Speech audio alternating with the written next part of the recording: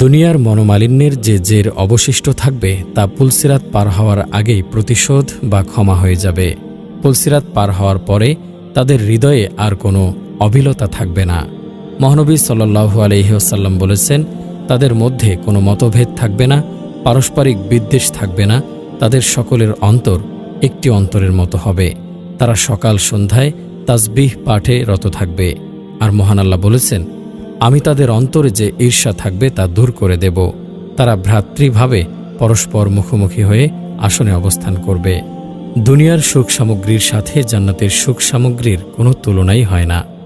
কিন্তু বহু বান্দার ঈমান বড় দুর্বল, বিশ্বাস বড় ক্ষীণ। তারা সামনে যেটা পায় সেটাকেই শ্রেষ্ঠ মনে করে, হাতে হাতে নগদ যেটা পায় সেটাই শেষ পাওয়া ভাবে। তাদের মন বলে, নগদ যা পাও হাত পেতে নাও, বাকির খাতা শূন্য থাক। দূর আওয়াজের লাফকে শুনে মাঝখানে যে বেজায় ফাঁক। কেউ বলে, সব ব্যথারই ওষুধ আছে, হয়তো বা তা নেই, থাকে যদি হাত পেতে নাও, চেয়েও নাও অলিককেই। কেউ বলে, কোথায় আছে স্বর্গ নরক, কে বলে তা বহুদূর, মানুষের মাঝেই স্বর্গ নরক, মানুষেতে সুরাসুর। অথচ মহান সৃষ্টিকর্তা বিশ্বাস সুদৃঢ় করার জন্য কত শতভাবে বয়ান দিয়েছেন। বারবার বলেছেন, পরলোকের সম্পদ ইহলোকের সম্পদ অপেক্ষা শ্রেষ্ঠ। ক্ষণস্থায়ী জীবনকে প্রাধান্য দিয়ে চিরস্থায়ী জীবনকে বরবাদ করতে বারণ করেছেন। যেমন বলেছেন, কিন্তু যারা তাদের প্রতিপালককে ভয় করে তাদের জন্য রয়েছে জান্নাত, যার পদদেশে নদীমালা প্রবাহিত, সেখানে তারা স্থায়ী হবে। এ হলো আল্লাহর পক্ষ হতে আতিথ্য। আর আল্লাহর নিকট যা আছে তা পুণ্যবানদের জন্য উত্তম। আমি তাদের বিভিন্ন শ্রেণীকে পরীক্ষা করার জন্য পার্থিব জীবনের সৌন্দর্য স্বরূপ ভোগবিলাসের যে উপকরণ দিয়েছি তার প্রতি তুমি কখনো তোমার চক্ষুদয় প্রসারিত করো না। তোমার প্রতিপালকের জীবিকাই উৎকৃষ্টতর ও স্থায়ী। রাসূলুল্লাহ সাল্লাল্লাহু আলাইহি ওয়াসাল্লাম বলেছেন, আখেরাতের মোকাবেলায় দুনিয়ার দৃষ্টান্ত ওইরূপ যেরূপ তোমাদের কেউ সমুদ্রে আঙুল ডুবায় এবং তা বের করে দেখে যে আঙুলটি সমুদ্রের কতটুকু পানি নিয়ে ফিরছে। যারা অসীম পরকালের ওপর সসীম ইহকালকে প্রাধান্য দেয় তাদেরকে উপদেশ দিয়ে বলেন, হে বিশ্বাসীগণ, তোমাদের কি হলো যে যখন তোমাদেরকে আল্লাহর পথে জিহাদে বের হতে বলা হয় তখন তোমরা ভারাক্রান্ত হয়ে মাটিতে বসে পড়ো? তবে কি তোমরা পরকালের বিনিময়ে পার্থিব জীবন নিয়ে পরিতুষ্ট হয়ে গেলে? বস্তুত পার্থিব জীবনের ভোগবিলাস তো পরকালের তুলনায় অতি সামান্য। দুনিয়ার বিলাস সামগ্রী আখেরাতের বিলাস সামগ্রী অপেক্ষা নিম্নতর, বরং উভয়ের মধ্যে কোনো তুলনাই হয় না। জান্নাতের খাদ্য পানীয়, লেবাস পোশাক, বাসস্থান ইত্যাদি দুনিয়া থেকে সর্বৈধভাবে শ্রেষ্ঠ। বরং জান্নাতের এক চাবুক অথবা এক ধনুক পরিমাণ জায়গা দুনিয়া ও তন্মধ্যস্থিত সবকিছু থেকে শ্রেষ্ঠ। স্ত্রীর কথায় ভেবে দেখুন কত পার্থক্য। মহানবী সাল্লাল্লাহু আলাইহি ওয়াসাল্লাম বলেছেন, যদি জান্নাতি কোনো মহিলা পৃথিবীর দিকে উঁকি মারে তাহলে আকাশ পৃথিবীর মধ্যবর্তী সকল স্থান উজ্জ্বল করে দেবে, উভয়ের মাঝে সৌরভে পরিপূর্ণ করে দেবে, আর তার মাথায় ওড়নাখানি পৃথিবী ও তন্মধ্যস্থিত সকল বস্তু হতে শ্রেষ্ঠ। জান্নাতের সুখ সামগ্রী দুনিয়ার মলিনতা ও আবিলতা থেকে পবিত্র। দুনিয়ার খাদ্য ও পানীয় খাওয়ার পর প্রস্রাব পায়খানার প্রয়োজন পড়ে, আর তাতে দুর্গন্ধও ছোটে। পক্ষান্তরে জান্নাতের পানাহারে তা হয় না। জান্নাতে প্রস্রাব পায়খানাই নেই। এত এত খেয়েও হজম হয়ে কেবল সুগন্ধময় ঢেকুর অথবা ঘামের সাথে বের হয়ে যাবে। দুনিয়ার শরাব পান করলে মানুষ জ্ঞানশূন্য হয়ে যায়। পক্ষান্তরে জান্নাতের শরাবে তা হবে না। দুনিয়ার পানি খারাপ হয়, জান্নাতের পানি খারাপ হবে না। দুনিয়ার দুধ খারাপ হয়ে যায়, জান্নাতের দুধ খারাপ হবে না। দুনিয়ার স্ত্রী মাসিক, বীর্য, স্রাব ইত্যাদি থেকে পবিত্রা নয়, জান্নাতের স্ত্রী পবিত্রা। দুনিয়ার প্রায় সকল মানুষের মন হিংসা, বিদ্বেষ ইত্যাদিতে ভরা, জান্নাতীদের মন সেরকম নয়। দুনিয়াতে কত নোংরামি, অশান্তি, হানাহানি, খুনোখুনি, গালাগালি, রাগারাগি হয়, জান্নাতে তা হবে না। মহান আল্লাহ বলেন, সেখানে তারা একে অপরের নিকট হতে গ্রহণ করবে মদ ভরা পানপাত্র, যা হতে পান করলে কেউ আশার কথা বলবে না, যা হতে পান করলে কেউ আশার কথা বলবে না এবং পাপকর্মে লিপ্ত হবে না। সেখানে তারা শুনবে না কোনো অসার ও মিথ্যা কথা। সেখানে তারা শান্তি ছাড়া কোনো অসার বাক্য শুনবে না এবং সেথায় সকাল সন্ধ্যায় তাদের জন্য থাকবে জীবনোপকরণ। সেখানে তারা কোনো অসার বাক্য শুনবে না, তারা শুনবে না কোনো অসার অথবা পাপ বাক্য, সালাম সালাম শান্তিবাণী ব্যতীত। জান্নাতের মাটি বিভিন্ন ধরনের হবে, কোথাও কস্তুরীর মতো সুগন্ধময়, বুখারী মুসলিম, আবার কোথাও জাফরানের মতো, আবার কোথাও হবে সাদা ধবধবে মিহি আটার মতো। জান্নাত মানে বাগান, আর বাগানে অবশ্যই নদী প্রবাহিত থাকবে। প্রথমত তার পানি পান করা যাবে, আর দ্বিতীয়ত তাতে বাগানের শোভা সৌন্দর্য চিত্তাকর্ষী হবে। মহান আল্লাহ জান্নাতের সেই বিবরণ দিয়েই বান্দার মনকে আকৃশ্যমান করেছেন। সুতরাং যেখানে তিনি জান্নাতের কথা বলেছেন, প্রায় সেখানেই নদীমালার কথা উল্লেখ করেছেন। যেমন, যারা বিশ্বাস করে ও সৎকর্ম করে তাদের শুভ সংবাদ দাও যে তাদের জন্য রয়েছে জান্নাত, যার তলদেশে নদী প্রবাহিত। নিশ্চয়ই যারা বিশ্বাস করেছে এবং ভালো কাজ করেছে তাদের প্রতিপালক তাদের বিশ্বাসের কারণে তাদেরকে পথ প্রদর্শন করবেন। শান্তির উদ্যানসমূহে তাদের বাসস্থানের তলদেশ দিয়ে নদীমালা প্রবাহিত থাকবে। জান্নাতের নিম্নদেশে 4টি নহর প্রবাহিত, নির্মল পানির নহর, দুগ্ধের নহর, যার স্বাদ অপরিবর্তনীয়, সুস্বাদু সুধার নহর এবং পরিশোধিত মধুর নহর। মহান আল্লাহ বলেন, সাবধানীদেরকে যে জান্নাতের প্রতিশ্রুতি দেওয়া হয়েছে তার দৃষ্টান্ত হল, ওতে আছে নির্মল পানির নদীমালা, আছে দুধের নদীমালা যার স্বাদ অপরিবর্তনীয়, আছে পানকারীদের জন্য সুস্বাদু সুরার নদীমালা, আছে পরিশোধিত মধুর নদীমালা, আর সেখানে তাদের জন্য আছে বিবিধ ফলমূল ও তাদের প্রতিপালকের ক্ষমা। সাবধানীরা কি তাদের মতো যারা জাহান্নামে স্থায়ী হবে এবং যাদেরকে পান করতে দেয়া হবে ফুটন্ত পানি, যা তাদের নাড়ি ভরিয়ে ছিন্ন ছিন্ন করে দেবে। এই 4 শ্রেণীর নদীর কথা হাদিসেও রয়েছে, আহমদ, তিরমিজি। তবে হাদিসের শব্দে বাহর বলা হয়েছে, যার অর্থ হয় সমুদ্র। অবশ্য বাহর মানে বড় নদও করা হয়, আর সমুদ্র হলে সেটাই হবে নদীর উৎস। জান্নাতের পানি, দুধ, শরাব, মধু প্রভৃতি দুনিয়ার মতো নয়। এই সব কিছুরই স্বাদ ভিন্ন এবং অপরিবর্তনীয়, বিনষ্ট হয় না। শরাবে জ্ঞান শূন্য হয় না, কোনো শির পীড়ায় ধরে না। জান্নাতের একটি নদীর নাম বারিক। এটি জান্নাতের দ্বার প্রান্তে অবস্থিত। এরই নিকটে শহীদগণের আত্মা অবস্থান করবে। জান্নাতের আছে বিভিন্ন পানীয় ও স্বাদের ঝর্ণা, বাগানের ঝর্ণাও সৃষ্টি করে আকর্ষণীয় দৃশ্য। মহান আল্লাহ বলেন, নিশ্চয় সাবধানীরা বাস করবে উদ্যান ও প্রসবনসমূহে, আল্লাহ ভীরুরা থাকবে ছায়া ও ঝর্ণাসমূহে। উভয় বাগানে রয়েছে উচ্ছ্বলিত 2 প্রস্রবণ। জান্নাতের একটি ঝর্ণার পানি কপুর মিশ্রিত। মহান আল্লাহ বলেন, নিশ্চয় সৎকর্মশীলরা পান করবে এমন পানীয় যার মিশ্রণ হবে কপুর। এমন একটি ঝর্ণা যা হতে আল্লাহর দাসরা পান করবে, তারা এ ঝর্ণা ইচ্ছামতো প্রবাহিত করবে। অন্য একটি ঝর্ণা কস্তুরী মিশ্রিত, যা তাসনিম নামে প্রসিদ্ধ। মহান আল্লাহ বলেন, পুণ্যবানগণ তো থাকবে পরম স্বাচ্ছন্দ্যে, তারা সুসজ্জিত আসনে বসে দেখতে থাকবে। তুমি তাদের মুখমণ্ডলে স্বচ্ছন্দের সজীবতা দেখতে পাবে। তাদেরকে মোহর আটা বিশুদ্ধ মদিরা হতে পান করানো হবে। এর মোহর হচ্ছে কস্তুরীর, আর তা লাভের জন্যই প্রতিযোগীরা প্রতিযোগিতা করুক। এর মিশ্রণ হবে তাসনিমের পানির। এটা একটি প্রস্রবণ, যা হতে নৈকট্যপ্রাপ্ত ব্যক্তিরা পান করবে। আরও একটি ঝর্ণা সালসাবিল নামে প্রসিদ্ধ, যার পানি আদার সুগন্ধ মিশ্রিত। মহান আল্লাহ বলেন, সেখানে তাদেরকে পান করতে দেয়া হবে সুঠ মিশ্রিত পানীয় জান্নাতের এমন এক ঝর্ণার, যার নাম সালসাবিল। জান্নাতীরা জান্নাতে বড় বড় অট্টালিকায় বসবাস করবে। তা হবে একাধিক কক্ষ বিশিষ্ট ও বহুতল। তা হবে সুখের বাসা ও সৌন্দর্যময়। মহান আল্লাহ বলেন, আল্লাহ বিশ্বাসী পুরুষ ও বিশ্বাসী নারীদেরকে এমন উদ্যানসমূহের প্রতিশ্রুতি দিয়ে রেখেছেন, যেগুলোর নিম্নদেশে বইতে থাকবে নদীমালা, সেখানে তারা অনন্তকাল থাকবে। আরও প্রতিশ্রুতি দিয়েছেন চিরস্থায়ী উদ্যানসমূহে জান্নাতের আদনে পবিত্র বাসস্থানসমূহের। আর আল্লাহর সন্তুষ্টি হচ্ছে সর্বাপেক্ষা বড় নিয়ামত। এটাই হচ্ছে অতি বড় সফলতা। তোমাদের ধন সম্পদ ও সন্তান সন্ততি আমার নৈকট্য লাভের সহায়ক হবে না, তবে নৈকট্য লাভ করবে তারাই যারা বিশ্বাস করে ও সৎকাজ করে, এবং তারা তাদের কাজের জন্য পাবে বহুগুণ পুরস্কার। আর তারা কক্ষসমূহে নিরাপদে বসবাস করবে। তাদেরকে ধৈর্যাবলম্বনের প্রতিদানস্বরূপ বেহেশতের কক্ষ দেয়া হবে, এবং তাদেরকে সেখানে অভিবাদন ও সালাম সহকারে অভ্যর্থনা জানানো হবে। তবে যারা তাদের প্রতিপালককে ভয় করে তাদের জন্য বহুতল বিশিষ্ট নির্মিত প্রাসাদ রয়েছে, যার নিম্নদেশে নদীমালা প্রবাহিত। এটি আল্লাহর প্রতিশ্রুতি, আল্লাহ প্রতিশ্রুতি ভঙ্গ করেন না। জান্নাতে এমন কক্ষ থাকবে যা স্বচ্ছ স্ফটিক নির্মিত।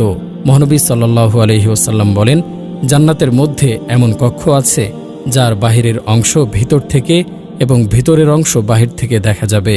তা শুনে আবু মালেক আশআরী রাদিয়াল্লাহু আনহু বললেন, সে কক্ষ কার জন্য হবে হে আল্লাহর রাসূল? তিনি বললেন, যে ব্যক্তি উত্তম কথা বলে, অন্নদান করে ও লোকেরা যখন ঘুমিয়ে থাকে তখন নামাজে রত হয়, তার জন্য। জান্নাতে রয়েছে বড় বড় তাঁবু। জান্নাতীরা সস্ত্রীক সেই তাঁবুতে বাস করবে। মহান আল্লাহ বলেন, তারা তাঁবুতে সুরক্ষিত হোর। মহানবী সাল্লাল্লাহু আলাইহি ওয়াসাল্লাম বলেছেন, নিশ্চয় জান্নাতে মুমিনদের জন্য একটি শূন্যগর্ভ মতির তাঁবু থাকবে, যার দৈর্ঘ্য হবে ৬০ মাইল। এর মধ্যে মুমিনদের জন্য একাধিক স্ত্রী থাকবে, যাদের সকলের সাথে মুমিন সহবাস করবে, কিন্তু তাদের কেউ কাউকে দেখতে পাবে না। এই তাঁবু হবে একটি মতির, সে মতি কত বিশাল যে তার ভিতরের জায়গা হবে ৬০ মাইল। জান্নাতের আছে সারি সারি নানা রকম বৃক্ষরাজি, আছে নানা রকমের ফলমূল। কিছু বৃক্ষ ও ফলমূলের কথা উল্লেখ করে মহান আল্লাহ বলেছেন, নিশ্চয়ই আল্লাহ ভীরুদের জন্যই রয়েছে সফলতা। উদ্যানসমূহ ও নানাবিধে আঙ্গুর। উভয় বাগানে রয়েছে প্রত্যেক ফল ২ প্রকার। সেখানে রয়েছে ফলমূল, খেজুর ও ডালিম। আর ডানহাতওয়ালারা কত ভাগ্যবান! ডানহাতওয়ালারা, যাদেরকে ডানহাতে আমলনামা দেয়া হবে, তারা থাকবে এক বাগানে। সেখানে আছে কাঁটাবিহীন কুলগাছ, কাঁদি ভরা কলাগাছ, তাদের পছন্দ মতো ফলমূল। সেখানে তারা আসীন হবে হেলান দিয়ে। সেখানে তারা যত খুশি ফলমূল ও পানীয়ের জন্য আদেশ দেবে। সেখানে তারা নিশ্চিন্তে বিবিধ ফলমূল আনতে বলবে। আল্লাহ ভীরুরা থাকবে ছায়া ও ঝর্ণাসমূহে। তাদের বাঞ্ছিত ফলমূলের প্রাচুর্যের মধ্যে তোমরা তোমাদের কর্মের পুরস্কার স্বরূপ তৃপ্তির সাথে পানাহার করো। এভাবে আমি সৎকর্মপরায়ণদেরকে পুরস্কৃত করে থাকি। জান্নাতের ফলসমূহের নাম দুনিয়ার ফলের মতো হলেও সেসবের স্বাদ কিন্তু এক নয়, যেহেতু জান্নাতের সবকিছুই অতুলনীয়, বেনজির। যারা বিশ্বাস করে ও সৎকর্ম করে তাদের শুভ সংবাদ দাও যে তাদের জন্য রয়েছে জান্নাত, যার তলদেশে নদী প্রবাহিত। যখনই তাদের ফলমূল খেতে দেওয়া হবে তখনই তারা বলবে, আমাদেরকে পৃথিবীতে অথবা জান্নাতে পূর্বে জীবিকারূপে যা দেয়া হতো এ তো তাই। তাদেরকে পরস্পর একই সাদৃশ্য ফলদান করা হবে। সাদৃশ্য এর অর্থ হয়তোবা জান্নাতের সমস্ত ফলের আকার আকৃতি একরকম হবে, অথবা তা দুনিয়ার ফলের মতো দেখতে হবে। তবে এ সাদৃশ্য কেবল আকার ও নাম পর্যন্তই সীমাবদ্ধ, নচেত জান্নাতের ফলের স্বাদের সাথে দুনিয়ার ফলের স্বাদের কোনো তুলনাই নেই। জান্নাতের নিয়ামতের ব্যাপারে হাদিসে এসেছে, এমন নিয়ামত যা কোনো চোখ দেখেনি, কোনো কান শোনেনি এবং কোনো মানুষের অন্তরে তার সঠিক ধারণা উদয় হয়নি। জান্নাতের সমস্ত ফল গাছই ১২ মেশে। জান্নাতের ফল এমন মৌসুমি ফল হবে না যে মৌসুম শেষ হয়ে গেলেই সেই ফল আগামী মৌসুম পর্যন্ত বিলুপ্ত হয়ে যাবে। জান্নাতের ফল এ ধরনের ফুলমুকুলের ঋতুর অধীনস্থ হবে না, বরং তা সদা সর্বদা পাওয়া যাবে। যেমন মহান আল্লাহ বলেছেন, প্রচুর ফলমূল যা শেষ হবে না ও নিষিদ্ধও হবে না। সাবধানীদেরকে যে জান্নাতের প্রতিশ্রুতি দেওয়া হয়েছে তার বিবরণ এইরূপ, ও ওর পাদদেশে নদী প্রবাহিত, ওর ফলমূলসমূহ ও ছায়া চিরস্থায়ী। যারা সাবধানী এটা তাদের পরিণাম, আর অবিশ্বাসীদের পরিণাম হল জাহান্নাম। জান্নাতের ফল গাছের ডালে ঝুলে থাকলেও তা জান্নাতীর হাতের নাগালের মধ্যে থাকবে। তা পেড়ে খেতে কোনো প্রকারের কষ্টবরণ বা শ্রমব্যয় করতে হবে না। মহান আল্লাহ বলেন, যার ফলরাশি ঝুলে থাকবে নাগালের মধ্যে। সন্নিহিত বৃক্ষ ছায়া তাদের উপর থাকবে এবং ওর ফলমূল সম্পূর্ণরূপে তাদের আয়ত্তাধীন করা হবে। সেখানে তারা হেলান দিয়ে বসবে। পুরু রেশমের আস্তর বিশিষ্ট বিছানায় 2 বাগানের ফল হবে তাদের নিকটবর্তী। জান্নাতের বৃক্ষের শাখা প্রশাখা ও পত্রপল্লবের কথাও মহান আল্লাহ আল কোরআনে উল্লেখ করেছেন। এক স্থানে বলেছেন, উভয়ই বহু ডালপালা বিশিষ্ট গাছে পরিপূর্ণ। ঘন সবুজ এ জান্নাতের বাগান 2টি, আর তার জন্যই তার ছায়া হবে ঘন। ছায়ার কথা উল্লেখ করে মহান আল্লাহ বলেছেন, তাদেরকে চিরস্নিগ্ধ ঘন ছায়ায় স্থান দান করব। জান্নাতে সূর্য নেই, সুতরাং সেখানে সর্বদা সর্বস্থানে ছায়া আর ছায়া। মহান আল্লাহ বলেন, সম্প্রসারিত ছায়া। আল্লাহ ভীরুরা থাকবে ছায়া ও ঝর্ণাসমূহে। তারা এবং তাদের স্ত্রীগণ সুশীতল ছায়ায় থাকবে এবং হেলান দিয়ে বসবে সুসজ্জিত আসনে। জান্নাতে আছে বিশাল বিশাল গাছ। একটি গাছের কথা উল্লেখ করে নবী সাল্লাল্লাহু আলাইহি ওয়াসাল্লাম বলেছেন, জান্নাতের মধ্যে এমন একটি বৃক্ষ আছে যার ছায়ায় কোনো আরোহী উৎকৃষ্ট বিশেষভাবে প্রতিপালিত হালকা দেহের দ্রুতগামী ঘোড়ায় চড়ে ১০০ বছর চললেও তা অতিক্রম করতে সক্ষম হবে না। জান্নাতে তুবা নামের একটি গাছ আছে। এই গাছটি ১০০ বছরের অতিক্রম জায়গা জুড়ে অবস্থিত। এর মোছা থেকে জান্নাতীদের বস্ত্র নির্মিত হবে। জান্নাতুল মাওয়ার কাছে সিদরাতুল মুনতাহার কথা কোরআনে এসেছে। নিশ্চয় সে তাকে আরেকবার দেখেছিল সিদরাতুল মুনতাহার নিকট, যার নিকট অবস্থিত জান্নাতুল মাওয়া বাসোদ্যান। যখন বদরী বৃক্ষটিকে যা আচ্ছাদিত করার ছিল তা আচ্ছাদিত করল, তার দৃষ্টি বিভ্রম হয়নি, দৃষ্টি লক্ষ্যচ্যুত হয়নি। নিঃসন্দেহে সে তার প্রতিপালকের মহান নিদর্শনাবলী দেখছিল। এটা হলো মিরাজের রাতে যে জিবরিল আলাইহিসসালামকে তার আসল আকৃতিতে দেখেছিলেন তারই বর্ণনা। এই সিদরাতুল মুনতাহা হল ষষ্ঠ বা সপ্তম আসমানে অবস্থিত একটি কুল বড়ই গাছ, যার ফলগুলি কলসের মতো বড় বড় এবং পাতাগুলি হাতির কানের মতো ঢোলা ঢোলা।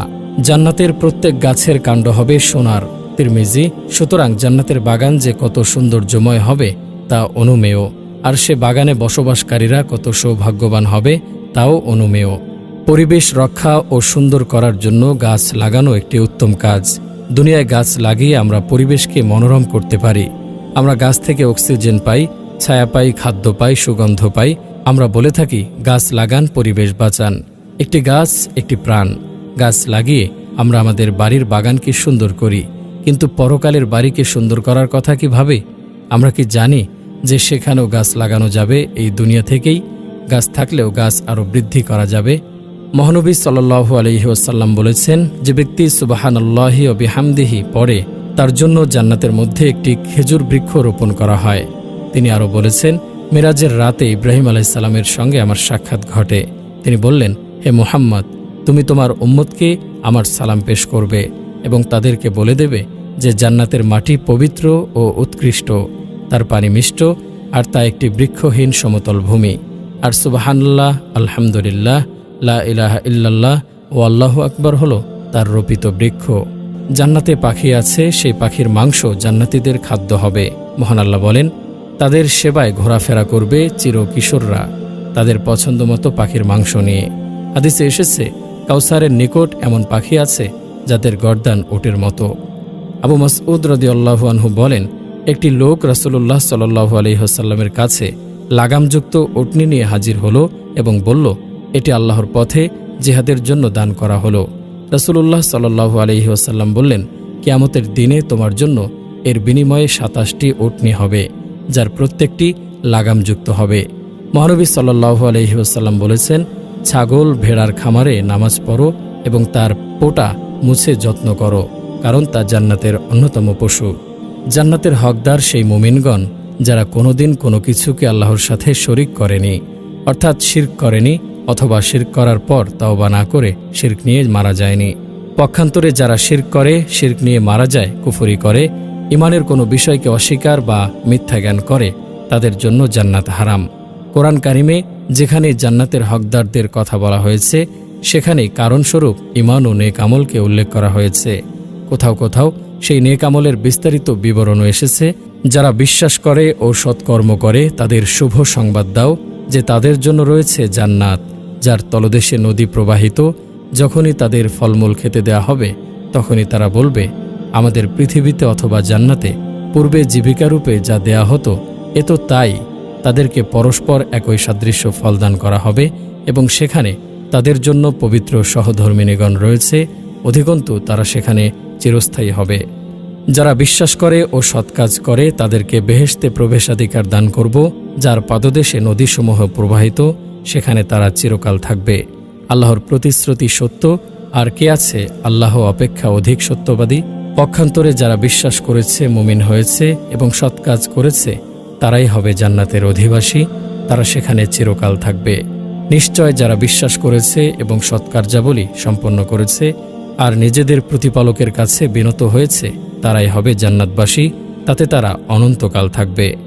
আল্লাহ বিশ্বাসী পুরুষ ও বিশ্বাসী নারীদেরকে এমন উদ্যানসমূহের প্রতিশ্রুতি দিয়ে রেখেছেন যেগুলোর নিম্নদেশে বইতে থাকবে নদীমালা, সেখানে তারা অনন্তকাল থাকবে।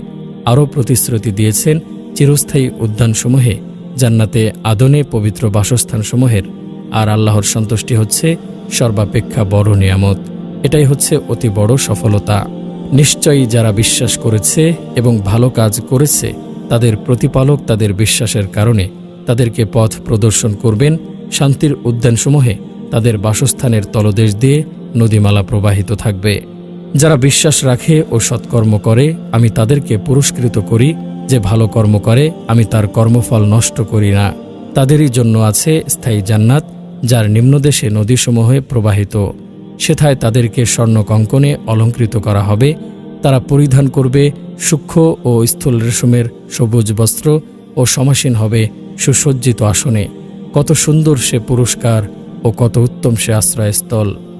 আর যারা তার নিকট বিশ্বাসী হয়ে ও সৎকর্ম করে উপস্থিত হবে, তাদের জন্য আছে সমুচ্চ মর্যাদাসমূহ, স্থায়ী জান্নাত, যার নিচে নদীমালা প্রবাহিত। সেখানে তারা চিরস্থায়ী হবে। আর এই পুরস্কার তাদেরই যারা পবিত্র। বলে রাখা ভালো যে আমল নেক, কর্মসৎ বা কাজ ভালো তখন হয় যখন সে কাজে আল্লাহ খুশি হন। তা বিশুদ্ধ চিত্তে আল্লাহরই জন্য এবং মুহাম্মাদি তরিকা অনুযায়ী করা হয়। এই তিনটের মধ্যে যে কোনো একটি কোনো কাজে না পাওয়া গেলে সে কাজ ভালো কাজ নয়। কখনো জান্নাতে যাওয়ার কারণস্বরূপ বলা হয়েছে তারা মুসলমান ছিল। হে আমার দাসগণ, আজ তোমাদের কোনো ভয় নেই এবং তোমরা দুঃখিতও হবে না, যারা আমার আয়াতে বিশ্বাস করেছিলে এবং আত্মসমর্পণকারী মুসলিম ছিলে। তোমরা এবং তোমাদের সহধর্মিণীগণ সানন্দে জান্নাতে প্রবেশ করো। কখনো এর কারণস্বরূপ বলা হয়েছে তারা আল্লাহর ইবাদতে আন্তরিক ছিল অথবা তারা আল্লাহর খাঁটি বান্দা ছিল। তবে যারা আল্লাহর বিশুদ্ধ চিত্ত দাস তারা নয়। তাদের জন্য আছে নির্ধারিত রুজি, বহু ফলমূল এবং তারা হবে সম্মানিত সুখময় বাগানসমূহে। কখনো জান্নাতের হকদারদের বিভিন্ন ইবাদতের কথা উল্লেখ করা হয়েছে। কেবল তারাই আমার আয়াতসমূহ বিশ্বাস করে, যাদেরকে ওর দ্বারা উপদেশ দেয়া হলে তারা সিজদায় লুটিয়ে পড়ে এবং তাদের প্রতিপালকের সপ্রশংস পবিত্রতা ও মহিমা ঘোষণা করে এবং অহংকার করে না। তারা শয্যা ত্যাগ করে আকাঙ্ক্ষা ও আশঙ্কার সাথে তাদের প্রতিপালককে ডাকে এবং আমি তাদেরকে যে রুজি প্রদান করেছি তা হতে তারা দান করে। কেউই জানে না তার জন্য তার কৃতকর্মের বিনিময়স্বরূপ নয়ন প্রীতিকর কি পুরস্কার লুকিয়ে রাখা হয়েছে। কখনো আপদে বিপদে ও বালা মুসিবতে ধৈর্য ও আল্লাহর ওপর ভরসা রাখার বিনিময়ে জান্নাত লাভের কথা বলা হয়েছে। যারা বিশ্বাস করে ও সৎ কাজ করে, আমি অবশ্যই তাদেরকে জান্নাতের সুউচ্চ প্রসাদসমূহে স্থান দান করব, যার নিচে নদীমালা প্রবাহিত থাকবে। সেখানে তারা চিরস্থায়ী হবে। সৎকর্মপরায়ণদের পুরস্কার কত উত্তম, যারা ধৈর্য অবলম্বন করে ও তাদের প্রতিপালকের উপর নির্ভর করে। কখনো ঈমান ও দ্বীনের ওপর সুপ্রতিষ্ঠিত ও অটল থাকার বিনিময়ে জান্নাত লাভের কথা বলা হয়েছে। নিশ্চয় যারা বলে আমাদের প্রতিপালক আল্লাহ, তারপর তাতে অবিচলিত থাকে, তাদের নিকট ফেরেশতা অবতীর্ণ হয় এবং বলে, তোমরা ভয় পেও না, চিন্তিত হও না এবং তোমাদেরকে যে জান্নাতের প্রতিশ্রুতি দেয়া হয়েছিল তার সুসংবাদ নাও। ইহকালে আমরা তোমাদের বন্ধু এবং পরকালেও সেখানে তোমাদের জন্য সমস্ত কিছু রয়েছে যা তোমাদের মন চায়, যা তোমরা আকাঙ্ক্ষা করো। চরম ক্ষমাশীল পরম দয়ালু আল্লাহর পক্ষ হতে এ হবে আপ্যায়ন। নিশ্চয় যারা বলে আমাদের প্রতিপালক আল্লাহ, অতঃপর এই বিশ্বাসে অবিচলিত থাকে, তাদের কোনো ভয় নেই এবং তারা দুঃখিত হবে না। তারাই জান্নাতের অধিবাসী, সেখানে তারা চিরস্থায়ী হবে। এটাই তাদের কর্মফল। কখনো বিনীত হওয়ার বিনিময়ে জান্নাত লাভের কথা বলা হয়েছে। নিশ্চয় যারা বিশ্বাস করেছে এবং সৎ কার্যাবলী সম্পন্ন করেছে আর নিজেদের প্রতিপালকের কাছে বিনত হয়েছে, তারাই হবে জান্নাতবাসী। তাতে তারা অনন্তকাল থাকবে। কখনো আল্লাহভীতিকে জান্নাত লাভের কারণ বলা হয়েছে। আর যে ব্যক্তি তার প্রতিপালকের সামনে উপস্থিত হওয়ার ভয় রাখে, তার জন্য রয়েছে দুটি জান্নাতের বাগান। অনুরূপভাবে কাফেরদের সাথে অন্তরঙ্গতা না করা এবং নিকটাত্মীয় হলেও তাদের সাথে ভালোবাসা না রাখা জান্নাত যাওয়ার একটি কারণ। একই সঙ্গে একাধিক শর্মকে জান্নাতে যাওয়ার ওসিলা বলে উল্লেখ করা হয়েছে। হাদিসেও স্পষ্টভাবে কোনো কোনো কাজের কাজীকে জান্নাতি বলা হয়েছে। অবশ্য প্রত্যেক কাজের সাথে ঈমান হল পূর্ব শর্ত। উদাহরণস্বরূপ যেমন, হে মানুষ, তোমরা সালাম প্রচার করো, অন্নদান করো, জ্ঞাতি বন্ধন অক্ষুণ্ণ রাখো এবং লোকেরা যখন ঘুমিয়ে থাকে তখন তোমরা নামাজ পড়ো, তাহলে তোমরা নির্বিঘ্নে জান্নাতে প্রবেশ করতে পারবে। জান্নাতি হল 3 প্রকার ব্যক্তি: ন্যায়পরায়ণ, দানশীল, তৌফিকপ্রাপ্ত শাসক, দয়াবান এবং প্রত্যেক আত্মীয় তথা মুসলিমের প্রতি কোমল হৃদয়, আর অশ্লীলতা ও ঝাঞ্ঝা থেকে পবিত্র সন্তানবান ব্যক্তি। আল্লাহ সুবহানাহু ওয়া তাআলা ওই 2টি লোককে দেখে হাসেন যাদের মধ্যে একজন অপরজনকে হত্যা করে এবং দুজনই জান্নাতে প্রবেশ করবে। নিহত ব্যক্তিকে আল্লাহর পথে যুদ্ধ করা অবস্থায় কোনো কাফের কর্তৃক হত্যা করে দেয়া হলো। পরে আল্লাহ তাআলা হত্যাকারী কাফেরকে তাওবা করার তৌফিক প্রদান করেন, ফলে সে ইসলাম গ্রহণ করে আল্লাহর রাস্তায় শহীদ হয়ে যায়। তোমরা আল্লাহকে ভয় করো, তোমাদের 5 ওয়াক্তের ফরজ নামাজ পড়ো, তোমাদের রমজান মাসের রোজা রাখো, তোমাদের মালের যাকাত আদায় করো এবং তোমাদের নেতা ও শাসক গোষ্ঠীর আনুগত্য করো। যদি তাদের আদেশ শরীয়ত বিরোধী না হয়, তাহলে তোমরা তোমাদের প্রভুর জান্নাতে প্রবেশ করবে। একদা এক ব্যক্তি পথে চলছিল, তাকে খুবই পিপাসা লাগল। অতঃপর সে একটি কূপ পেল, সুতরাং সে তাতে নেমে পানি পান করল। অতঃপর বের হয়ে দেখতে পেল যে ওখানেই একটি কুকুর পিপাসার জ্বালায় জিভ বের করে হাঁপাচ্ছে ও কাদা চাটছে। লোকটি অন্তরে বলল, পিপাসার তাড়নায় আমি যে পর্যায়ে পৌঁছেছিলাম, কুকুরটিও সেই পর্যায়ে পৌঁছেছে। অতএব সে কূপে নামল, তারপর তার চামড়ার মোজায় পানি ভর্তি করল। অতঃপর সে তা মুখে ধরে উপরে উঠল এবং কুকুরটিকে পানি পান করালো। আল্লাহ তাআলা তার এই আমলকে কবুল করলেন এবং তাকে ক্ষমা করে দিলেন। সাহাবাগণ বললেন, হে আল্লাহর রাসূল সাল্লাল্লাহু আলাইহি ওয়াসাল্লাম, চতুষ্পদ জন্তুর প্রতি দয়া প্রদর্শনেও কি আমাদের সওয়াব হবে? তিনি বললেন, প্রত্যেক জীবের প্রতি দয়া প্রদর্শনে নেকি রয়েছে। বুখারীর অন্য এক বর্ণনায় আছে, আল্লাহ তাআলা তার এই আমলকে কবুল করলেন, অতঃপর তাকে ক্ষমা করে জান্নাতে প্রবেশ করালেন। আমি এক ব্যক্তিকে জান্নাতে ঘোরাফেরা করতে দেখলাম, যে পৃথিবীতে রাস্তার মধ্য হতে একটি গাছ কেটে সরিয়ে দিয়েছিল, যেটি মুসলিমদেরকে কষ্ট দিচ্ছিল। যে ব্যক্তি 2 ঠান্ডা অর্থাৎ ফজর ও আসরের নামাজ পড়বে, সে জান্নাতে প্রবেশ করবে। 40টি সৎকর্ম আছে, তার মধ্যে উচ্চতম হল দুধ পানের জন্য কোনো দরিদ্রকে ছাগল সাময়িকভাবে দান করা। যে কোনো আমলকারীকে এর মধ্য হতে যে কোনো একটি সৎকর্মের ওপর প্রতিদানের আশা করে ও তার প্রতিশ্রুত পুরস্কারকে সত্য জেনে আমল করবে, তাকে আল্লাহ তার বিনিময়ে জান্নাতে প্রবেশ করাবেন। যে ব্যক্তি আল্লাহর সাথে কাউকে অংশীদার করবে না, সে জান্নাতে প্রবেশ করবে। আর যে ব্যক্তি তার সাথে কোনো জিনিসকে অংশীদার করবে এবং তাওবা না করে ওই অবস্থাতেই সে মৃত্যুবরণ করবে, সে জাহান্নামে প্রবেশ করবে। যে ব্যক্তির শেষ কথা লা ইলাহা ইল্লাল্লাহ হবে, অর্থাৎ এই কালেমা পড়তে পড়তে যার মৃত্যু হবে, সে জান্নাতে প্রবেশ করবে। এক ব্যক্তি নিবেদন করল, হে আল্লাহর রাসূল, আমি এই সূরা কুল হুয়াল্লাহু আহাদ ভালোবাসি। তিনি বললেন, এর ভালোবাসা তোমাকে জান্নাতে প্রবেশ করাবে। একটি লোক নবী সাল্লাল্লাহু আলাইহি ওয়াসাল্লামকে বলল, আমাকে এমন একটি আমল বলুন যা আমাকে জান্নাতে প্রবেশ করাবে। তিনি বললেন, আল্লাহর বন্দেগী করবে আর তার সাথে কোনো কিছুকে অংশীদার স্থির করবে না, নামাজ কায়েম করবে, যাকাত দেবে এবং আত্মীয়তার বন্ধন অটুট রাখবে। যে ব্যক্তিকে আল্লাহ তার 2 চোয়ালের মধ্যস্থিত অঙ্গ, জিহ্বা ও 2 পায়ের মাঝখানের অঙ্গ, লজ্জাস্থানের ক্ষতি থেকে মুক্ত রাখবেন, সে জান্নাতে প্রবেশ করবে। আমার প্রত্যেকটি উম্মত বেহেশতে প্রবেশ করবে, তবে সে নয় যে বেহেশতে প্রবেশে অস্বীকার করবে। বলা হলো, অস্বীকার আবার কে করবে হে আল্লাহর রাসূল? তিনি বললেন, যে ব্যক্তি আমার অনুসরণ করবে সে বেহেশতে প্রবেশ করবে, আর যে আমার নাফরমানি করবে সেই আসলে বেহেশতে প্রবেশে অস্বীকার করবে। একদা এক ব্যক্তি নবী সাল্লাল্লাহু আলাইহি ওয়াসাল্লামের নিকট এসে বলল, হে আল্লাহর রাসূল, আমাকে এমন আমল শিখিয়ে দেন যা করলে আমি জান্নাতে প্রবেশ করতে পারব। তিনি বললেন, তুমি আল্লাহর সাথে কাউকে শরীক করো না, যদিও তোমাকে সে ব্যাপারে শাস্তি দেয়া হয় এবং পুড়িয়ে মেরে ফেলা হয়। তোমার মাতাপিতার আনুগত্য করো, যদিও তারা তোমাকে তোমার ধনসম্পদ এবং সমস্ত কিছু থেকে দূর করতে চায়। আর ইচ্ছাকৃত নামাজ ত্যাগ করো না, কারণ যে ব্যক্তি ইচ্ছাকৃত নামাজ ত্যাগ করে তার উপর থেকে আল্লাহর দায়িত্ব উঠে যায়। যে ব্যক্তি নিয়মনিষ্ঠাভাবে দিবারাত্রে 12 রাকাত নামাজ পড়বে, সে জান্নাতে প্রবেশ করবে। জোহরের পূর্বে 1 সালামে 4 রাকাত ও পরে 2 রাকাত, মাগরিবের পর 2 রাকাত, এশার পর 2 রাকাত এবং ফজরের পূর্বে 2 রাকাত। মহিলা যখন তার 5 ওয়াক্তর নামাজ আদায় করে, তার রমজান মাসের রোজা পালন করে, অবৈধ যৌনাচার থেকে তার যৌনাঙ্গকে সংযত রাখে এবং তার স্বামীর কথা ও আদেশ মতো চলে, তখন তাকে বলা হয়, জান্নাতের যে দরজা দিয়ে ইচ্ছে তুমি সেই দরজা দিয়েই জান্নাতে প্রবেশ করো।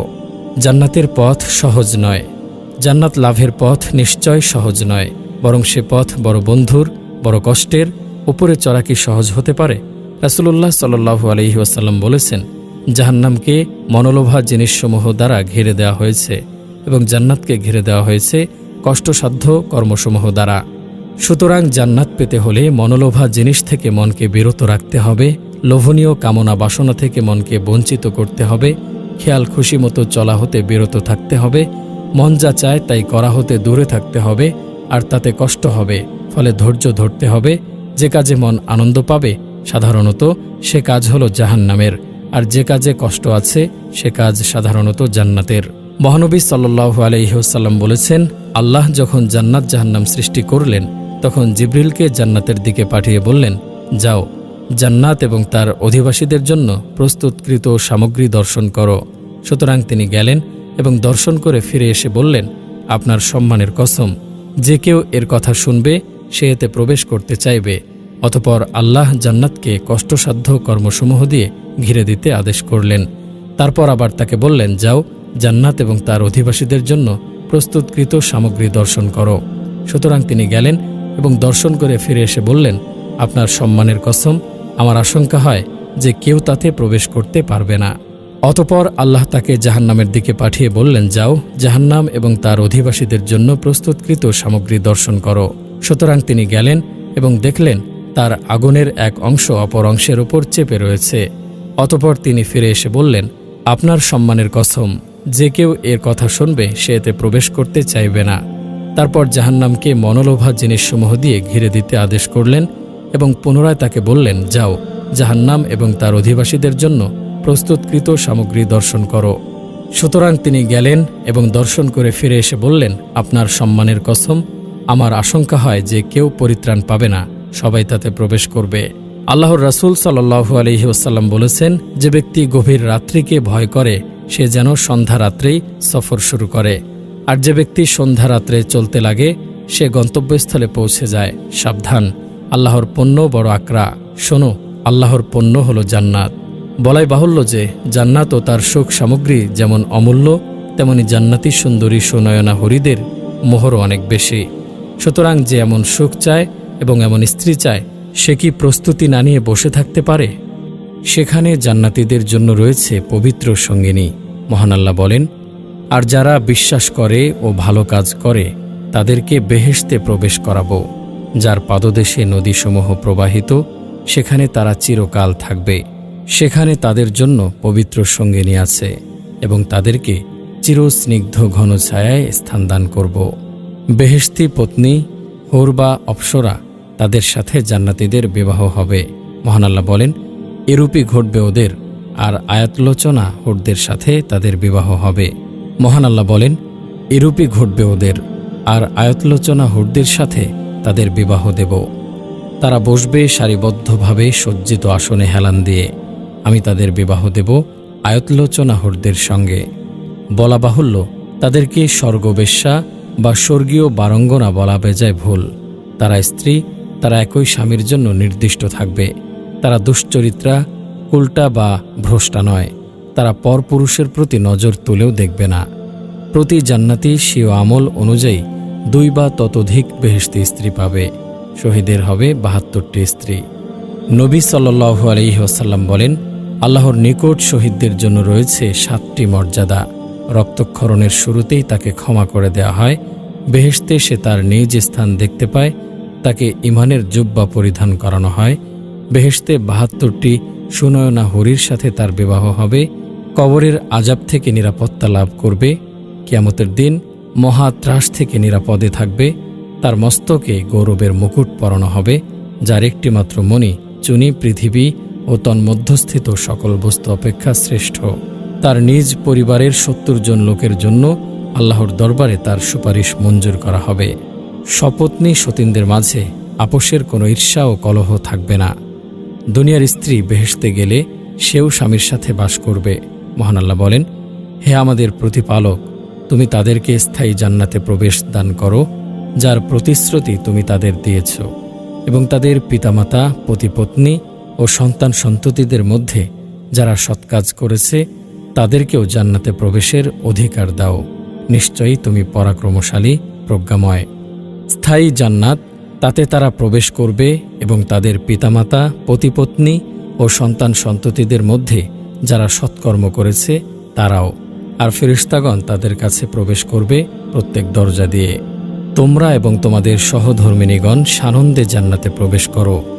তারা এবং তাদের স্ত্রীগণ সুশীতল ছায়ায় থাকবে এবং হেলান দিয়ে বসবে সুসজ্জিত আসনে।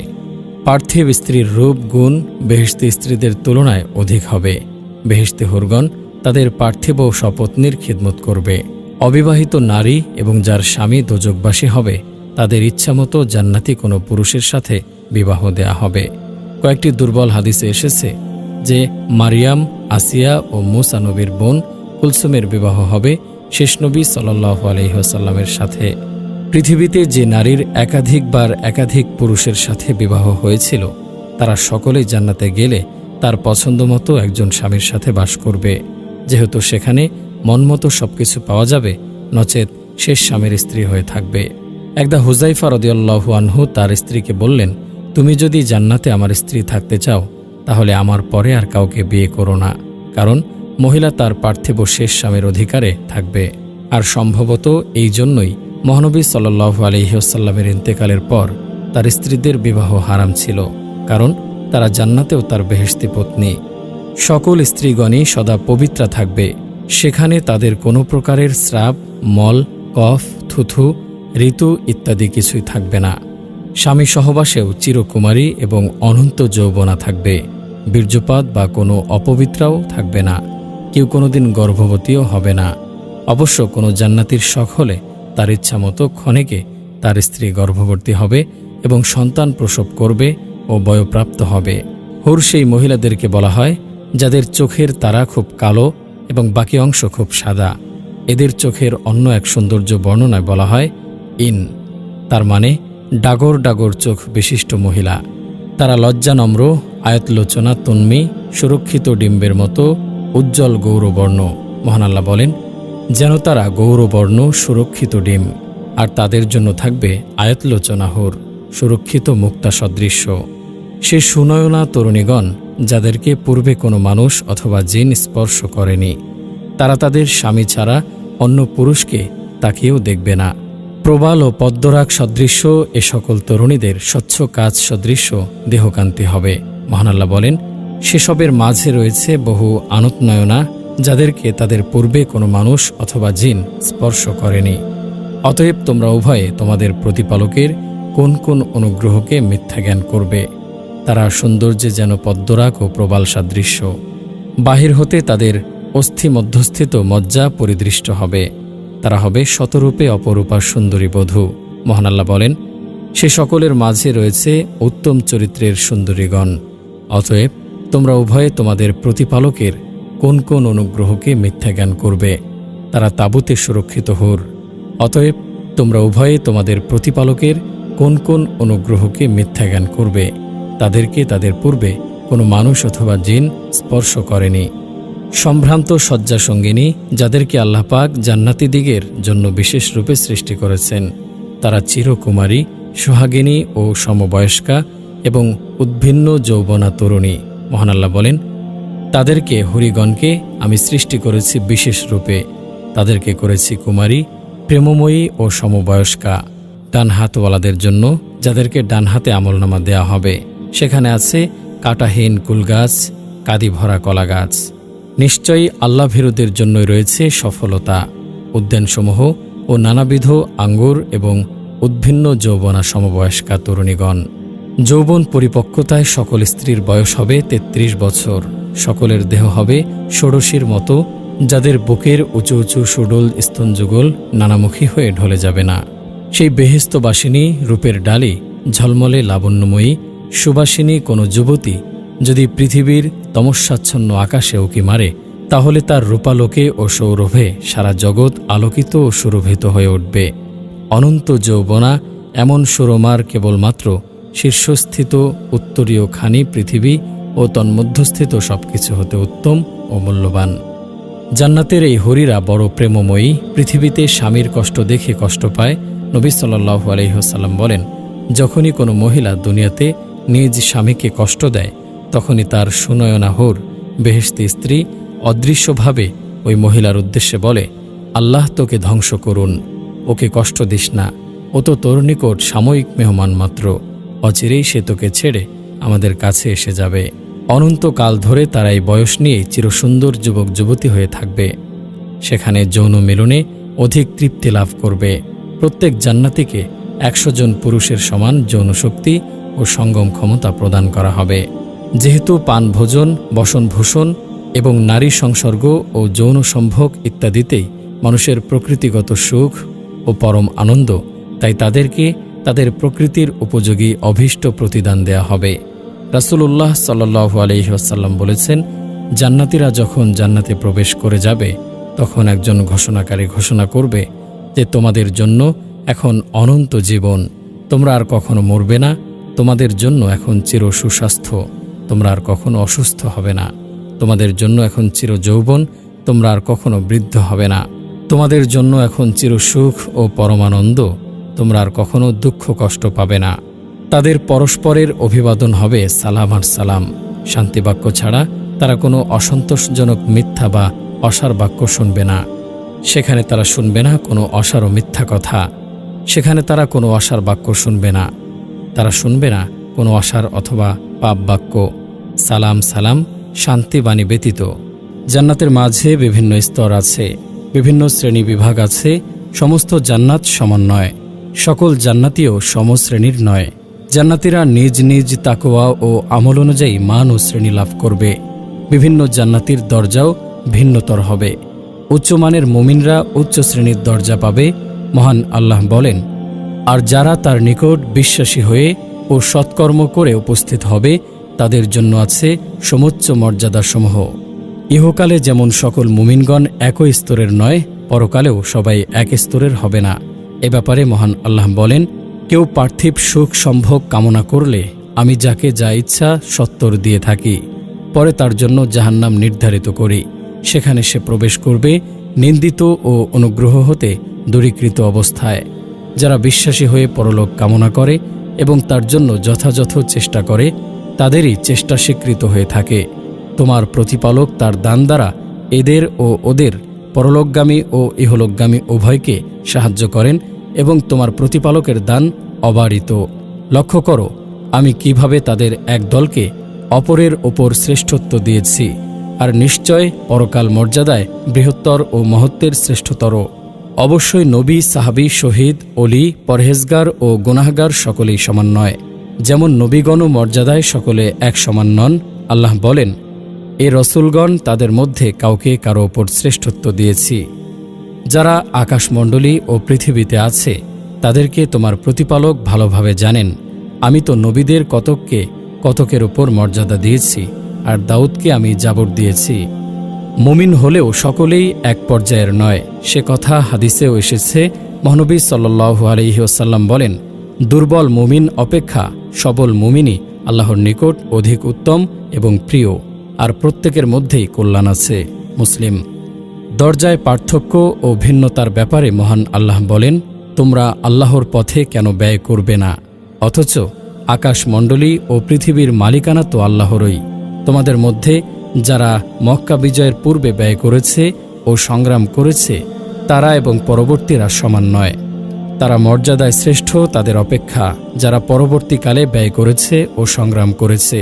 তবে আল্লাহ সকলকেই কল্যাণের প্রতিশ্রুতি দিয়েছেন, আর তোমরা যা করো আল্লাহ তা সবিশেষ অবহিত।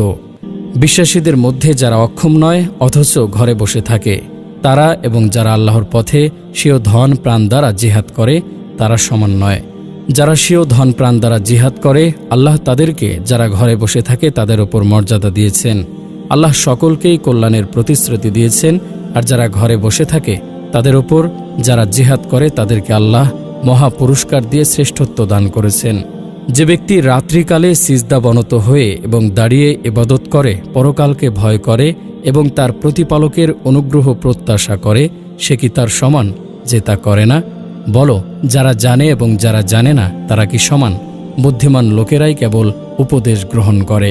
তোমাদের মধ্যে যারা বিশ্বাস স্থাপন করেছে এবং যাদেরকে জ্ঞান দান করা হয়েছে আল্লাহ তাদেরকে বহু মর্যাদায় উন্নত করবেন, আর তোমরা যা করো আল্লাহ সে সম্পর্কে সবিশেষ অবহিত। মহানবী সাল্লাল্লাহু আলাইহি ওয়াসাল্লাম বলেন, অবশ্যই জান্নাতে 100টি দরজা মর্যাদা রয়েছে, যা আল্লাহ তার পথে জিহাদকারীদের জন্য প্রস্তুত রেখেছেন। দুটি দরজার মধ্যবর্তী ব্যবধান আসমান ও জমিনের মতো। সুতরাং তোমরা জান্নাত চাইলে ফিরদাউস চেয়েও, কারণ তা হল জান্নাতের মধ্যভাগ ও জান্নাতের উপরিভাগ, আর তার উপর রয়েছে রহমানের আরশ। নবী সাল্লাল্লাহু আলাইহি ওয়াসাল্লাম বলেছেন, অবশ্যই জান্নাতীগণ তাদের ওপরের বালাখানার অধিবাসীদের এমনভাবে দেখতে পাবে যেমন তোমরা আকাশের পূর্ব অথবা পশ্চিম দিগন্তে উজ্জ্বল অস্তগামী তারকা গভীর দৃষ্টিতে দেখতে পাও। এটি হবে তাদের মর্যাদার ব্যবধানের জন্য। সাহাবীগণ বললেন, হে আল্লাহর রাসূল, এ তো নবীগণের স্থান, তারা ছাড়া অন্যরা সেখানে পৌঁছতে পারবে না। তিনি বললেন, অবশ্যই সেই সত্তার শপথ যার হাতে আমার প্রাণ আছে, সেই লোকেরাও পৌঁছতে পারবে যারা আল্লাহর প্রতি ঈমান রেখে রাসূলগণকে সত্য বলে বিশ্বাস করেছে। বুখারী মুসলিম। হয়তোবা মহান আল্লাহ এক একটি গ্রহ নক্ষত্রের মতো জান্নাতসমূহকে বিন্যস্ত করেছেন। হতে পারে একটি গ্রহই হবে একজন জান্নাতীর একটি জান্নাত। আল্লাহু আ'লাম। জান্নাত যে কত বিশাল তা কল্পনার বাইরে। মহান আল্লাহ জান্নাতের বিশালতা সম্পর্কে বলেছেন, তোমরা প্রতিযোগিতা করো তোমাদের প্রতিপালকের নিকট থেকে ক্ষমা এবং বেহেশতের জন্য, যার প্রস্থ আকাশ ও পৃথিবীর সমান, যা ধর্মভীরুদের জন্য প্রস্তুত রাখা হয়েছে। তোমরা অগ্রণী হও তোমাদের প্রতিপালকের ক্ষমা ও সেই জান্নাতের দিকে, যার প্রশস্ততা আকাশ ও পৃথিবীর প্রশস্ততার মতো, যা প্রস্তুত করা হয়েছে আল্লাহ ও তার রাসূলগণে বিশ্বাসীদের জন্য। এটা আল্লাহর অনুগ্রহ, যাকে ইচ্ছা তিনি তাকে তা দান করেন, আর আল্লাহ মহা অনুগ্রহশীল। মহাশূন্যে কত বিশাল জায়গা, সেই শূন্য গর্ভে রয়েছে লক্ষ কোটি গ্রহ নক্ষত্র। মানুষকে একটি করে দিয়েও কি তা পূর্ণ হবে? কোনো কোনো জান্নাতীর জন্য থাকবে দুটি জান্নাত। মহান আল্লাহ বলেন, যে ব্যক্তি তার প্রতিপালকের সামনে উপস্থিত হওয়ার ভয় রাখে তার জন্য রয়েছে দুটি জান্নাতের বাগান। উক্ত জান্নাতের কথা বর্ণনার পর মহান আল্লাহ আরও দুটি জান্নাতের কথা উল্লেখ করে বলেছেন, এই জান্নাত দুটি ছাড়া আরও দুটি জান্নাত রয়েছে। মহান আল্লাহ দুই শ্রেণীর জান্নাতের গুণ ও সুখ সামগ্রী বর্ণনায় পার্থক্য রেখেছেন। প্রথম শ্রেণীর জান্নাত হবে নৈকট্যপ্রাপ্ত বান্দাদের জন্য এবং দ্বিতীয় শ্রেণীর জান্নাত হবে ডানহাতওয়ালাদের জন্য, যাদেরকে ডান হাতে আমলনামা দেয়া হবে। মহানবী সাল্লাল্লাহু আলাইহি ওয়াসাল্লাম বলেছেন, দুটি জান্নাত আছে, তার পাত্রসমূহ এবং সবকিছুই রৌপ্য নির্মিত, আর দুটি জান্নাত আছে, তার পাত্রসমূহ এবং সবকিছুই স্বর্ণ নির্মিত। যেমন জান্নাতে বিভিন্ন ঝর্ণা আছে, এক একটি ঝর্ণা এক এক শ্রেণীর জান্নাতীর জন্য খাস হবে। রাসূলুল্লাহ সাল্লাল্লাহু আলাইহি ওয়াসাল্লাম বলেছেন, মূসা আলাইহিস সালাম স্বীয় প্রভুকে জিজ্ঞাসা করলেন, জান্নাতীদের মধ্যে সবচেয়ে নিম্নমানের জান্নাতি কে হবে? আল্লাহ তাআলা উত্তর দিলেন, সে হবে এমন একটি লোক যে সমস্ত জান্নাতীগণ জান্নাতে প্রবেশ করার পর সর্বশেষে আসবে। তখন তাকে বলা হবে, তুমি জান্নাতে প্রবেশ করো। সে বলবে, হে প্রভু, আমি কিভাবে কোথায় প্রবেশ করব? অথচ সমস্ত লোক নিজ নিজ জায়গা দখল করেছে এবং নিজ নিজ অংশ নিয়ে ফেলেছে। তখন তাকে বলা হবে, তুমি কি এতে সন্তুষ্ট যে পৃথিবীর রাজাদের মধ্যে কোনো রাজার মতো তোমার রাজত্ব হবে? সে বলবে, প্রভু, আমি এতেই সন্তুষ্ট। তারপর আল্লাহ বলবেন, তোমার জন্য তাই দেয়া হলো, আর ওর সমতুল্য, ওর সমতুল্য, ওর সমতুল্য, ওর সমতুল্য, অর্থাৎ ওর 4 গুণ রাজত্ব দেয়া হলো। সে পঞ্চমবারের মতো বলবে, হে আমার প্রভু, আমি ওতেই সন্তুষ্ট। তখন আল্লাহ বলবেন, তোমার জন্য এটা এবং এর 10 গুণ রাজত্ব তোমাকে দেয়া হলো। এছাড়াও তোমার জন্য রইল সেসব বস্তু যা তোমার অন্তর কামনা করবে এবং তোমার চক্ষু তৃপ্তি উপভোগ করবে। তখন সে বলবে, আমি ওতেই সন্তুষ্ট, হে প্রভু। মূসা আলাইহিস সালাম বললেন, হে আমার প্রতিপালক, আর সর্বোচ্চ স্তরের জান্নাতি কারা হবে? আল্লাহ তাআলা বললেন, তারা হবে সেই সব বান্দা যাদেরকে আমি চাই। আমি স্বহস্তে তাদের জন্য সম্মান বৃক্ষরোপণ করেছি এবং তার উপর সিলমোহর অঙ্কিত করে দিয়েছি, যাতে তারা ব্যতি রেখে অন্য কেউ তা দেখতে না পায়। সুতরাং কোনো চক্ষু তা দর্শন করেনি, কোনো কর্ণ তা শ্রবণ করেনি এবং কোনো মানুষের মনে তা কল্পিত হয়নি। মুসলিম। জান্নাতের সর্বোচ্চ স্থানের নাম ওসিলা, যে স্থান সর্বোচ্চ মানুষের প্রাপ্য, আর তিনি হলেন আমাদের নবী মুহাম্মদ সাল্লাল্লাহু আলাইহি ওয়াসাল্লাম। তিনি বলেন, মুয়াজ্জিনকে আজান দিতে শুনলে তোমরাও ওর মতোই বলো, অতঃপর আমার ওপর দরুদ পাঠ করো, কেননা যে ব্যক্তি আমার ওপর একবার দরুদ পাঠ করে আল্লাহ এর বিনিময়ে তার ওপর 10 বার রহমত বর্ষণ করেন। অতঃপর তোমরা আমার জন্য আল্লাহর নিকট অসিলাহ প্রার্থনা করো, কারণ অসিলা হলো জান্নাতের এমন এক সুউচ্চ স্থান যা আল্লাহর বান্দাদের মধ্যে একটি বান্দার জন্য উপযুক্ত, আর আমি আশা রাখি যে সেই বান্দা আমি। সুতরাং যে ব্যক্তি আমার জন্য এই অসিলা প্রার্থনা করবে তার জন্য আমার শাফাআত অবধার্য হয়ে যাবে।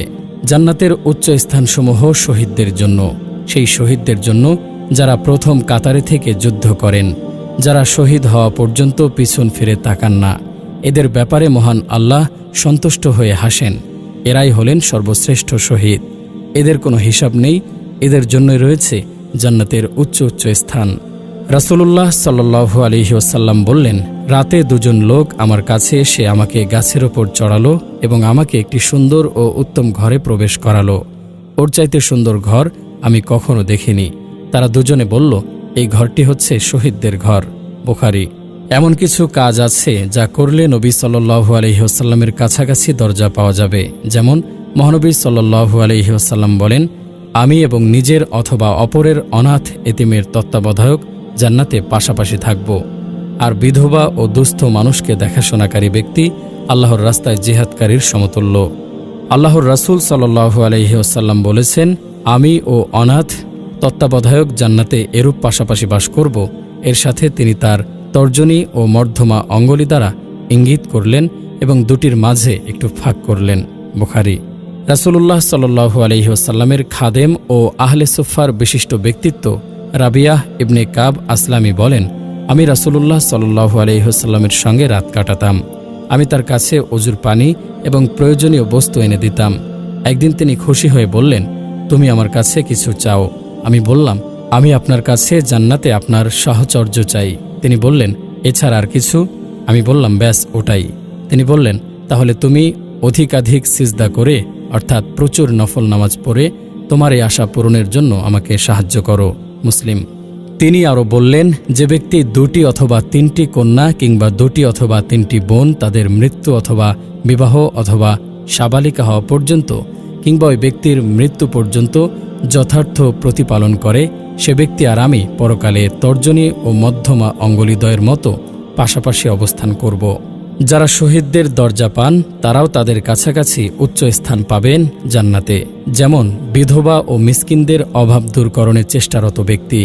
নবী সাল্লাল্লাহু আলাইহি ওয়াসাল্লাম বলেছেন, বিধবা ও মিসকিনদের অভাব দূর করার চেষ্টারত ব্যক্তি আল্লাহর রাস্তায় জিহাদকারীর সমতুল্য। হাদিসের বর্ণনাকারী বলেন, আমি ধারণা করছি যে তিনি এই কথাও বললেন, সে ওই নফল নামাজ আদায়কারীর মতো যে ক্লান্ত হয় না এবং ওই রোজা পালনকারীর মতো যে রোজা ছাড়ে না। বুখারী। আরও কতিপয় লোক। রাসূলুল্লাহ সাল্লাল্লাহু আলাইহি ওয়াসাল্লাম বলেছেন, পরলৌকিক পুরস্কারের পুরস্কৃত হওয়ার দিক দিয়ে শহীদ 5 ধরনের। 1. প্লেগ রোগে আক্রান্ত হয়ে মৃত। 2. পেটের রোগে আক্রান্ত হয়ে মৃত। 3. পানিতে ডুবে মৃত। 4. মাটি চাপা পড়ে মৃত। 5. আল্লাহর পথে থাকা অবস্থায় মৃত। বুখারী মুসলিম। একদা রাসূলুল্লাহ সাল্লাল্লাহু আলাইহি ওয়াসাল্লাম বললেন, তোমরা তোমাদের মাঝে কোন কোন ব্যক্তিকে শহীদ বলে গণ্য করো?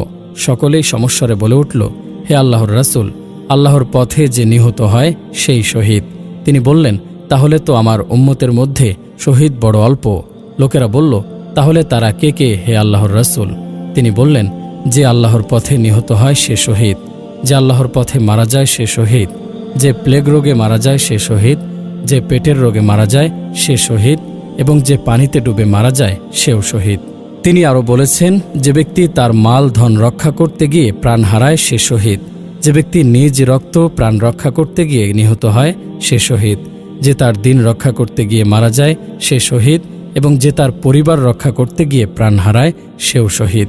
কম দরজার জান্নাতীর নেক সন্তানের দোয়াতে জান্নাতে তার দরজা উঁচু হতে থাকে। মহানবী সাল্লাল্লাহু আলাইহি ওয়াসাল্লাম বলেন, নিশ্চয় আল্লাহ জান্নাতে নেক বান্দাদের দরজা উঁচু করেন। সে তখন বলে, হে আমার প্রতিপালক, এ উন্নতি কিভাবে? আল্লাহ বলেন, তোমার জন্য তোমার ছেলের ক্ষমা প্রার্থনার ফলে। আহমদ।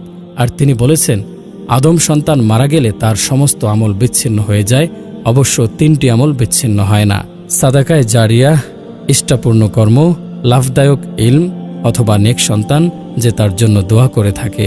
প্রিয় দর্শক, আমাদের ভিডিওগুলো কেমন লাগে তা অবশ্যই কমেন্ট করে জানাবেন। নিয়মিত ইসলামিক ভিডিও পেতে পরিণতি চ্যানেলের সঙ্গে থাকুন। সবাই ভালো থাকবেন, সুস্থ থাকবেন। আসসালামু আলাইকুম।